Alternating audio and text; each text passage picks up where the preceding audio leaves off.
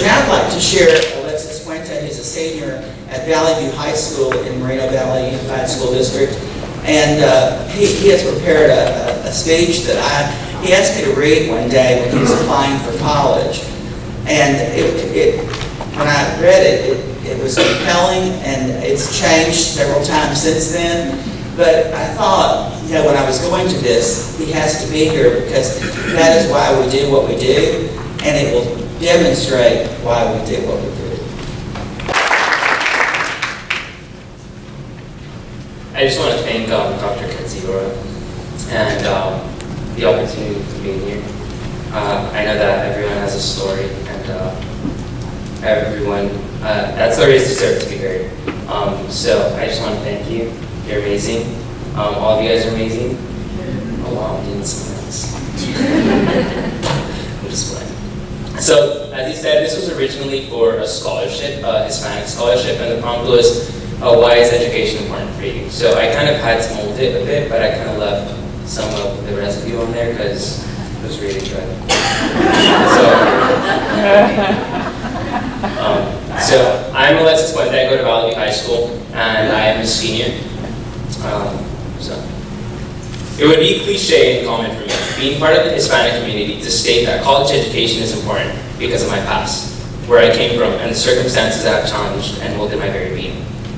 Though this statement holds truth, to me, college education is more imperative because how it can impact my future. Throughout all of elementary and middle school education, I was the child who got in trouble. Referrals, suspensions, fights, riots, anything you can think of. On one specific occasion, I started a massive fight between two different middle schools. I was a kid never engaged in class and ordinarily disrupting. It progressed from cussing at my kindergarten teacher to throwing pencils and talking back and trashing the restrooms and pantsing my peers and drawing inappropriate pictures and stealing, and the list is unceasing. I just simply didn't care about my education. It got to the extent where my vice principal actually had to come to my house to speak with my parents. This behavior and failure was prevalent throughout every path in my life. Then 8th grade was approaching, and my mind began to visualize the future. It was not an abrupt shift, but rather one that had to undergo this process. I began to ponder on how my future would be, and as of that instance, it didn't look pleasing. I remember vividly during my 8th grade PE class as I was sitting down crisscross on the cold cement that had been lying with the shade of the roof covered in outdoor basketball court. Since my PE teacher since PE testing was coming up, my teacher, Mr. Olive, was explaining to the PE period that they were going to offer some type of award called the Presidential Award. This award was given to those students who passed the exam and met higher expectations, of course, physical.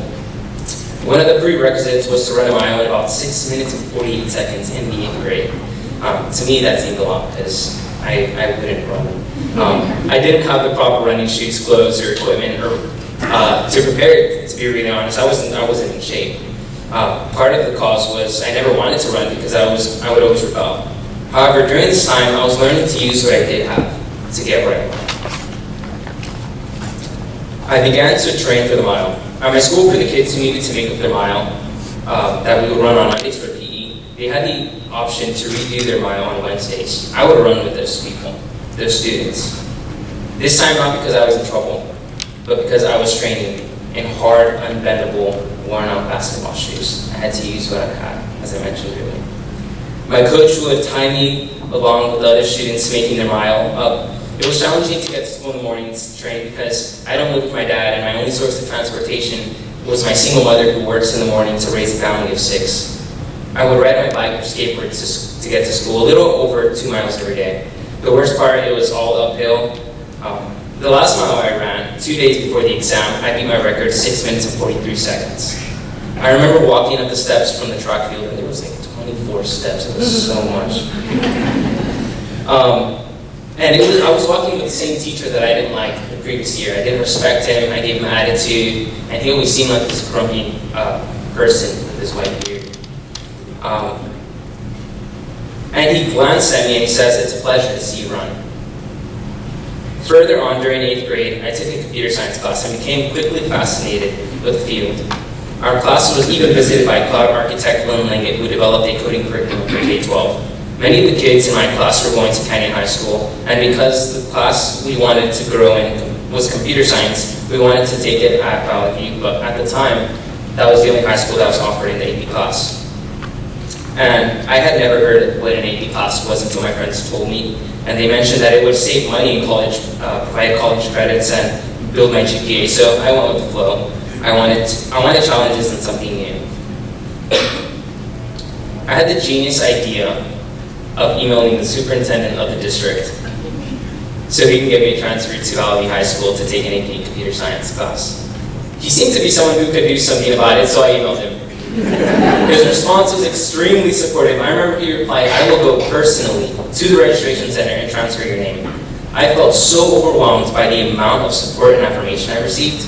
After I thanked him, he replied, "My pleasure. Please let me know if you need anything else." And of course, I ended up giving him a list of the students who wanted to take computer science and a couple of other favors. I didn't even end up taking the course at the high school because I took it at the University of California, Riverside during the summer, after my 9th grade year. During 9th grade, I was reminiscing on some of these impactful events and recalled how I beat my mile record, and realized that it wasn't so much of the running my teacher had pleasure in seeing, but the determination that I was displaying. I thought to myself, I don't want to struggle in life like I have, nor how my family has. I saw bad examples of good examples of what not to be, and I refocused my determination. When I think about the effort and perseverance that goes into my education as a Latinx student, I perceive generations being redirected to success and abundance through modern standards of excellence.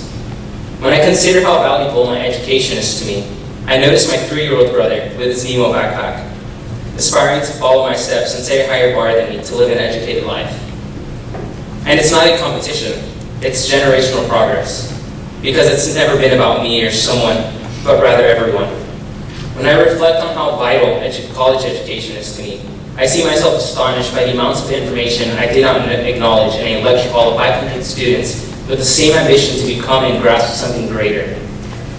It's crucial because it's a beacon of light and hope, a hope that has transformed the way I think, communicate, learn, and practice. I have become a healthier me. Now I can honor those around me with a more salubrious version of myself because I did not settle for ignorance. And still, I must admit, I am far from perfection. Yet that's never been the goal. Excellence has. I'm not neglecting where I came from. Contrary to that, I utilized my parents' struggle and determination to fuel my courage to confront the culture of failure in the Hispanic community, to surpass the predominant failure that has been embedded as inadequacy and tradition. It's a place of comfort and complacency. What I'm expressing as collegiate education is something that has had to become vital in my life, because education was never advised to me.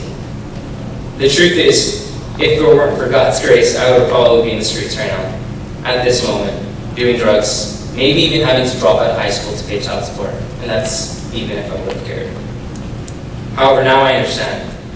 The minor goal that I set to put on my mile, the presidential award, was going to be a small reflection of the larger goals I would accomplish in life for His glory.